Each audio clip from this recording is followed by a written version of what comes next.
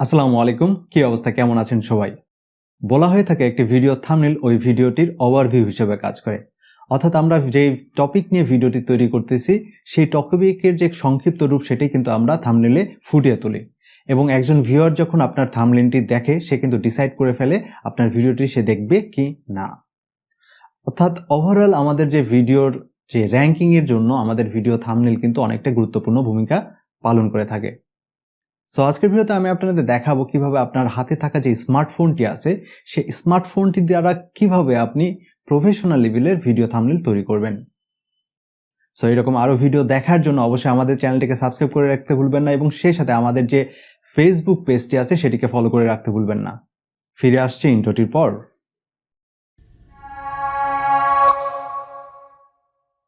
Video thumbnail edit করার জন্য আমি যে অ্যাপটি ব্যবহার করতেছি সেটি হচ্ছে পিক্সল্যাব অ্যাপ। এটিকে আপনি কিন্তু অ্যাপ স্টোরে ইজিলি সার্চ করে পেয়ে যাবেন এবং এটি কিন্তু ফ্রি অফ কস্টে আপনি ব্যবহার করতে পারবেন। এবং এই অ্যাপটিকে যখন আপনি ইনস্টল করবেন এবং ইনস্টল করার পর যখন আপনি এটিকে ওপেন করবেন তখন আপনি এইরকম একটি ইন্টারফেস প্রথমেই আপনি দেখতে পাবেন। ফার্স্ট আপনাকে যে কাজটি করতে হবে সেটি হচ্ছে এই যে প্রথম যে টেক্সট লেয়ারটি দেখতেছেন এটিকে সিলেক্ট করে নেবেন, নেওয়ার পর এটিকে ডিলিট করে দিবেন।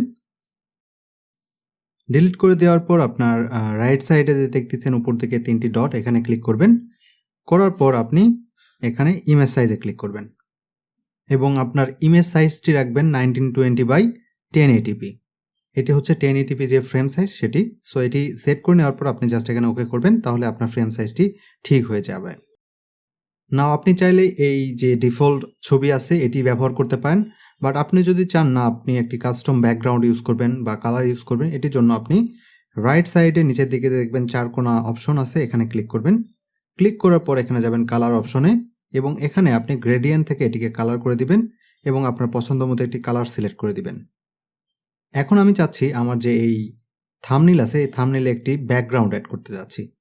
সো ব্যাকগ্রাউন্ড অ্যাড করার জন্য প্রথমে আপনি প্লাসে ক্লিক করবেন এবং সেখানে ফ্রম গ্যালারি এবং এখানে আপনার যে কোনো একটি ব্যাকগ্রাউন্ড আপনি যে ব্যাকগ্রাউন্ড পছন্দ করেন সেই ব্যাকগ্রাউন্ডটা এখানে আপনি সিলেক্ট করবেন। করার পর আপনি এটিকে ক্রপ করে নেবেন। আমি এখানে 16:9 রেশিওতে ক্রপ করে নেই। নেওয়ার পর আমি এখানে টিক চিহ্নতে ওকে করলাম এবং আমার যে ইমেজটি আছে বা ইমেজটি যে লেয়ারটি আসলো, এখন দেখবেন ইমেজের রাইট সাইডে দেখবেন একটি বড় গোল চিহ্ন আছে, আপনি এটিকে ধরে টেনে বড় করে নেবেন, তাহলে এই ইমেজটি আপনার ফুল ফ্রেমে সেট হয়ে যাবে। নাও এখানে আমি যে থাম্বনেল বা যে ইফেক্টগুলো ব্যবহার করতেছি আপনি চাইলে এই ইফেক্টগুলো ব্যবহার করতে পারেন। আমি ভিডিও ডিসক্রিপশন বক্সে এই সমস্ত থাম্বনেল এবং ইফেক্টের ডাউনলোড লিংক দিয়ে রাখবো, আপনি চাইলে সেখান থেকে এগুলোকে ডাউনলোড করে নিতে পারেন। এখন আমি এখানে একটি গ্রেডিয়েন্ট অ্যাড করব, সেটি হচ্ছে ব্ল্যাক অ্যান্ড হোয়াইটের গ্রেডিয়েন্ট। তো এটির জন্য আমি জাস্ট এখানে প্লাসে ক্লিক করলাম, তারপর ফ্রম গ্যালারি এবং এখানে আমার থাম্বনেলের ভিতরে যে শেপ অ্যান্ড ইফেক্টস আছে এখান থেকে আমি ব্ল্যাক এবং হোয়াইটের একটি ট্রান্সপারেন্ট একটি ইফেক্ট আছে এটিকে সিলেক্ট করে নিলাম। তারপর এটিকে আমি আমার পছন্দ মতো ক্রপ করে নিলাম এবং এটিকে ওকে করে দিয়ে পুরা ইমেজটিতে আমি এটিকে অ্যাড করে নিলাম। তাহলে দেখতেছেন আমার ইমেজের লেফট সাইডে কিন্তু ব্ল্যাক হয়ে গেছে। যখন আমি টেক্সট অ্যাড করব এটা কিন্তু সেই টেক্সটটিকে বোল্ড করবে বা টেক্সটটিকে আরও স্পষ্টভাবে ফুটিয়ে তুলবে। আপনারা জানেন আমি আমার থাম্বনেলে আমার যে ছবি সেটি ব্যবহার করি। তো ছবি সেট করার জন্য আপনি প্রথমে এখানে প্লাসে ক্লিক করবেন, তারপরে ফ্রম গ্যালারি এবং এখান থেকে আপনার পছন্দ মতো যে ছবি সেটি এখানে সেট করে নেবেন। আমার ছবির দেখতেছেন অলরেডি ব্যাকগ্রাউন্ড কিন্তু রিমুভ করা আছে। আপনি চাইলে যে কোনো অনলাইন টুলস ব্যবহার করতে পারেন এই ব্যাকগ্রাউন্ডটিকে রিমুভ করার জন্য। নাও এটিকে আমি আমার পছন্দ মতো সাইজে ক্রপ করে নিলাম। ক্রপ করে নেওয়ার পর আমার যে ইমেজ আছে এই ইমেজটিকে আমি এখানে সেট করে নিচ্ছি। এখন আমি আমার এই ইমেজ লেয়ারটিকে এখানে লক করে নেব। এর জন্য আপনি চাইলে এখানে যে লেয়ার অপশনে ক্লিক করবেন, করার পর এখান থেকে আপনার যে ছবিগুলো আছে এগুলোকে লক করে দিবেন। তাহলে যে ছবিগুলো প্লেস করা হয়ে গেছে, কাজ করা হয়ে গেছে, সেগুলো কিন্তু এখান থেকে আর কোনো দিকে নড়াচড়া করবে না। এখন আমার ছবিতে আমি একটি স্ট্রোক ব্যবহার করতে যাচ্ছি। অর্থাৎ আপনারা দেখেন বিভিন্ন ছবিতে কিন্তু বিভিন্ন থাম্বনেলে ছবির সাইডে কিন্তু একটি হোয়াইট বা অন্য কোনো কালারে একটি বর্ডার থাকে, আমি ওই বর্ডারটি অ্যাড করতে যাচ্ছি। এর জন্য আমি এই যে হেক্সাগোনাল অপশন দেখতেছেন এখানে ক্লিক করে এর ভিতর দেখবেন আপনি যখন স্ক্রল করে নিচের দিকে দেখবেন এখানে লেখা আছে স্ট্রোক, এখানে ক্লিক করবেন, এটিকে ইনাবেল করে দিবেন এবং এখান থেকে আপনার পছন্দ মতো একটি কালার সেট করে নেবেন এবং আপনার স্ট্রোকের যে উইডটি আছে বা স্ট্রোকের সাইজ আপনি চাইলে এখান থেকে প্লাসে বা স্ক্রল করে কমিয়ে বাড়িয়ে নিতে পারেন। সো আমি এটিকে 3ই রাখতেছি, তারপর এখানে আমি টিক চিহ্ন ওকে করে দিলাম। নাও আমার যে ছবিটি দেখতেছেন, ছবিটিতে আমি একটি শ্যাডো ইউজ করতে যাচ্ছি। এই জন্য আমি এখান থেকে শ্যাডো যে ইফেক্টটি আছে সেটিকে সিলেক্ট করে নিলাম, এটিকে ইনাবেল করে দিলাম এবং আমি শ্যাডোর ওয়েটটি এখান থেকে 12 করে নিলাম। আপনি চাইলে এখানে কমও রাখতে পারেন বা বেশিও রাখতে পারেন, অথবা আপনি অন্য শ্যাডো, এখানে ব্ল্যাক শ্যাডো ইউজ করতেছি, আপনি অন্য শ্যাডো এখানে ইউজ করতে পারেন। নাও আমি এটিকে টিক চিহ্ন দিয়ে ওকে করে দিলাম। এখন দেখতেছেন আমার ছবিটি কিন্তু মোটামুটি সুন্দর দেখাচ্ছে, বাট আমি এখানে আরও একটি গ্রেডিয়েন্ট অ্যাড করব যাতে ছবিটাকে আরও পপ আপ হয়, অর্থাৎ আরও ফুটে ওঠে। এর জন্য আমি আবার প্লাসে ক্লিক করলাম, করার পর ফ্রম গ্যালারি, এবং এখান থেকে আমার যে শেপ অ্যান্ড ইফেক্টস আছে এর ভিতর দেখতেছেন অরেঞ্জ কালারের একটি ইফেক্ট আছে, আমি এটিকে সিলেক্ট করে নিলাম এবং এটিকে আমি আমার পছন্দ মতো একটি সাইজে ক্রপ করে নিলাম এবং সেটিকে আমার ফুল ফ্রেমে এটিকে বড় করে নিলাম। এখন দেখতেছেন এই ইফেক্টটি কিন্তু আমার ছবির উপরেও পড়তেছে। আমি এই লেয়ারটিকে এখন আমার ছবির নিচের লেয়ারে নিয়ে যেতে যাচ্ছি, এই জন্য আমি আবার লেয়ার অপশনে গেলাম। যাওয়ার পর আমার যে দেখতেছেন লেফট সাইডে আমার ইফেক্টের একটি লেয়ার উপরে, সেটিকে আমি লেফট সাইডে ডট ডট দেখতেছেন এখানে চেপে ধরে এটিকে নিচের দিকে নিয়ে আসলাম আমার ছবির নিচে। তাহলে দেখতেছেন এই শেপটি বা ইফেক্টটি আমার ছবির পিছে চলে গেল। নাও এটিকে আমি যে অপাসিটি আছে এই অপাসিটিটা আমি এখান থেকে একটু কমিয়ে নেব। তাহলে দেখতেছেন এখন ছবিটা কিন্তু আর একটু ভালো দেখাচ্ছে, থাম্বনেইলটা আরও একটু ভালো দেখাচ্ছে। নাও আমি এই দুইটি লেয়ারকেই লক করে নিলাম। এখন আমি আমার থাম্বনেইলে কিছু টেক্সট অ্যাড করে নেব। টেক্সট অ্যাড করার জন্য আপনি এখানে প্লাসে ক্লিক করবেন, তারপর টেক্সট, এবং আপনি দেখতেছেন রাইট সাইডে যে নিচে থেকে এ লেখা আছে এখানে ক্লিক করবেন, এখানে এডিটে ক্লিক করবেন, তারপর আপনি এখানে হোয়াইট জায়গাতে ক্লিক করবেন এবং আপনার যে টেক্সটটি অ্যাড করতে যাচ্ছেন সেই টেক্সটটি এখানে লিখবেন। তো আমি এখানে থাম্বনেইল লিখে নিলাম, তারপর এটিকে ওকে করে দিলাম। তাহলে আমার টেক্সটটি এখানে এডিট হয়ে গেল। নাও আমি টেক্সটটির সাইজ একটু বাড়াতে যাচ্ছি, এই জন্য একটু স্ক্রল করে নিচে আসলাম এবং টেক্সট যে সাইজ এটিকে সিলেক্ট করলাম এবং এখান থেকে আমার টেক্সটের সাইজটি বাড়িয়ে নিলাম, তারপর এখানে ওকে করে দিলাম। নাও আমি এখানে এটিকে টেনে এটিকে পজিশনিং করে নিলাম।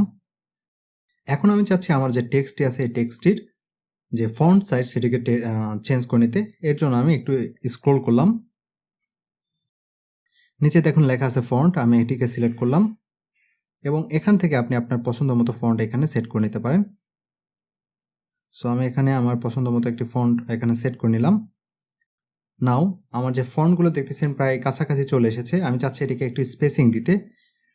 এর জন্য আমি আরেকটু স্কেল করলে নিচের দিকে দেখবেন স্পেসিং লেখা আছে, আমি এটিকে স্পেসিংয়ে সিলেক্ট করলাম এবং এখান থেকে আমার পছন্দ মতো স্পেসিং দিয়ে নিলাম আমার ফন্টে। দেখুন এখন স্পেস হয়ে গেছে।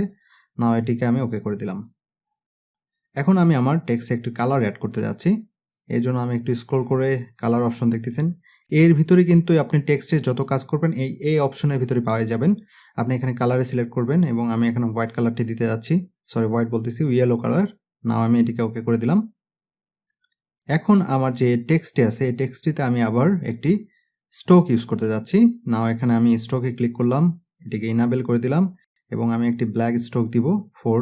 আচ্ছা, যেটি সেই আছে, আমি ওয়েট চাইলে বাড়াতে পারবেন, কমাতে পারবেন।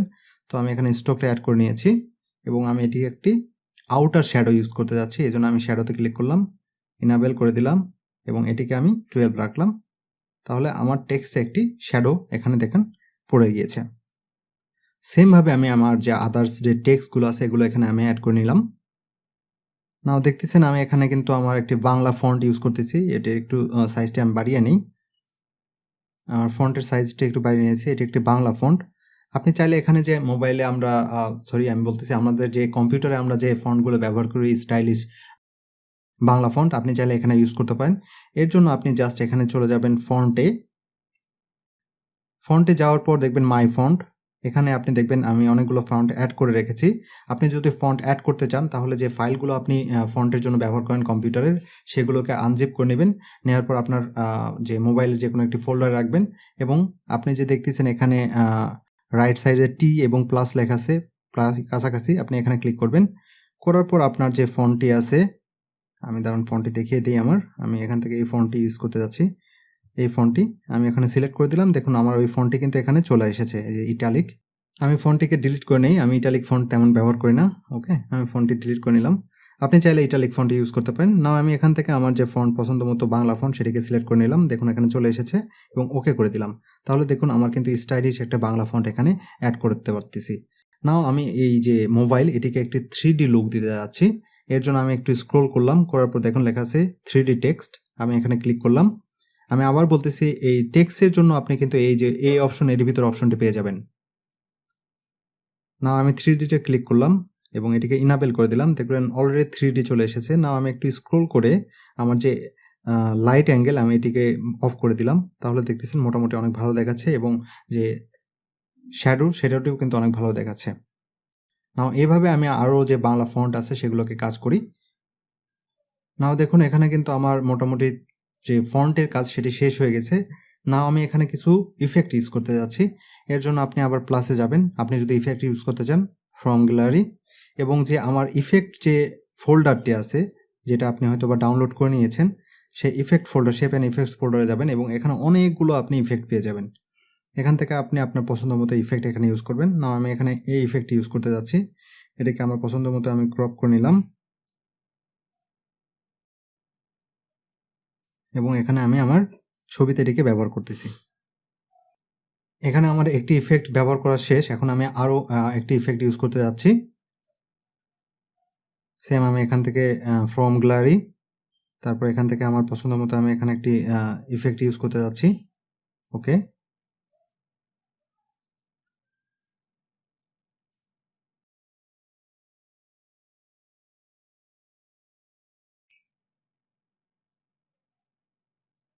সো এখানে আমি বিভিন্ন ধরনের ইফেক্ট ব্যবহার করেছি, বিভিন্ন ধরনের টেক্সট ব্যবহার করেছি, টেক্সটের ইফেক্ট ব্যবহার করেছি, ছবি ব্যবহার করেছি, ছবির ইফেক্ট ব্যবহার করেছি এবং এগুলো ব্যবহার করার ফলে আমার এখনকার যে থাম্বনেইলটি সেই থাম্বনেইলটি দেখতে কিন্তু অনেকটাই আকর্ষণীয় মনে হচ্ছে।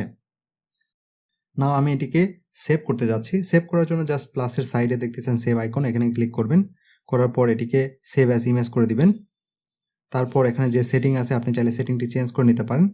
জাস্ট এখানে তারপর সেভ টু গ্যালারি করে দিবেন।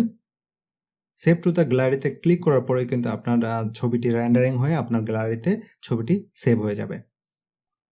সো আপনি এখন চাইলেই কিন্তু আপনার হাতে থাকা স্মার্টফোনটি ব্যবহার করে অনেক সুন্দর সুন্দর প্রফেশনাল লেভেলের ভিডিও থাম্বনেইল ক্রিয়েট করতে পারতেছেন।